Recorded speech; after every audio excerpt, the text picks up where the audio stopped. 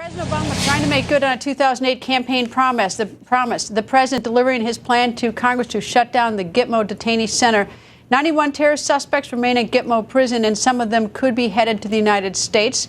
And the Gitmo fight is becoming a hot 2016 topic. The president is planning to close Guantanamo, maybe even giving it back to the Cuban government. Not only are we not going to close Guantanamo, when I'm president, if we capture a terrorist alive, they're not getting a court hearing in Manhattan. They're not going to be sent to Nevada. They're going to Guantanamo. 2016 GOP presidential candidate Senator Marco Rubio goes on the record. Nice to see you, sir.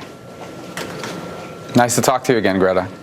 Senator, the big news today, of course, is Gitmo. And out of your Twitter account, it says Obama's plan to close Gitmo is a continuation of prioritizing his own legacy over the safety of American people. Are you saying that he cares more sort of selfishly about his legacy than he does the safety of the American people? Because there's no national security rationale for doing what he's doing. He's saying things that al-Qaeda and ISIS are attacking us because of Gitmo. That's absurd. It has nothing to do with Gitmo. They attack us because they're radical Islamic jihadists. That's why they attack us and our interests and other innocent people around the world.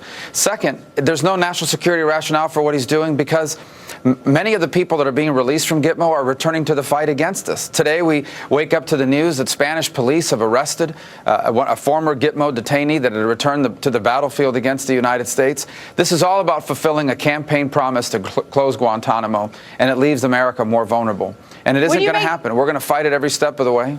Would you make that same argument would you make that same argument, sir, to President Bush? Because when he was president, he released 500, and apparently, according to the numbers, is that President Obama has only released 147. And I realize as we get down the chain, you get to the more dangerous ones. But would you make that same statement to President Bush?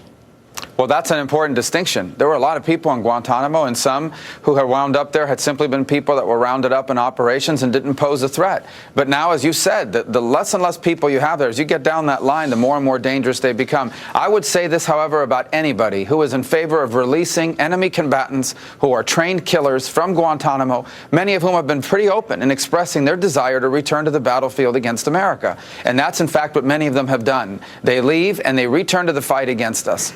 So I would say that about anybody, Republican or Democrat, that puts our national security at risk.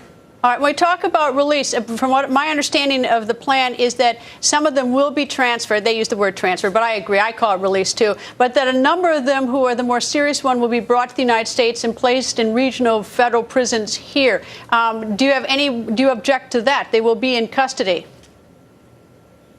Yeah, but there's no need for them to be here. Guantanamo is a first-rate facility for holding enemy combatants. I visited there personally.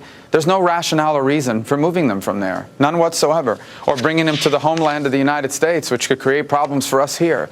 So I think it goes back to the point, why? We have the Guantanamo facility. It is a facility that was built and is capable for detaining people such as these, who are enemy combatants in a war on terror, and that's where they should continue to be held. In fact, I think we should be moving more people there. If we capture a terrorist in the battlefield in the fight against ISIS, or wherever it may be, we should be taking them to Guantanamo as well. There's a press release out of your campaign office in Nevada suggesting that your campaign is worried about dirty tricks tonight in Nevada. Are you worried about them? Well, we're concerned in the sense that we've seen them in the past in an effort to mislead voters. We saw that in Iowa. We saw some of that this weekend in South Carolina. We want to be prepared. So the release basically tells our supporters if they run across any sort of misinformation that they report it immediately so we could get the word out. The Nevada caucus is a newer process. They've only had two. So it's a new process for a lot of people that are participating in it. And I just want to make sure no one goes to vote tonight and is told that somehow I've dropped out of the race or some of these other silly things that have happened here over the last few weeks. I take that as a remark directed towards Senator Cruz, since that's what happened with Senator Cruz vis-a-vis Dr. Ben Carson in Iowa. Well, it happened vis-a-vis us, too. Last week in South Carolina, a gentleman fainted and had a seizure at one of my events. And I stopped the event and said a prayer for him, and we just ended it because we wanted emergency personnel to reach him. And they put out a robocall telling people that I had announced that I was dropping out of the race if I didn't win in South Carolina. So we just want to be prepared for anything that happens. Obviously, the Cruz campaign has been a big part of some of those things over the last few election cycles. And we just want to make sure that our voters are aware of the truth and no one's misled and towards changing their vote because they think something's happened that, in fact, has not happened. Senator, thank you very much. And as I say to all the candidates, good luck, sir, and I hope you come back. Yes. Thank you, Greta.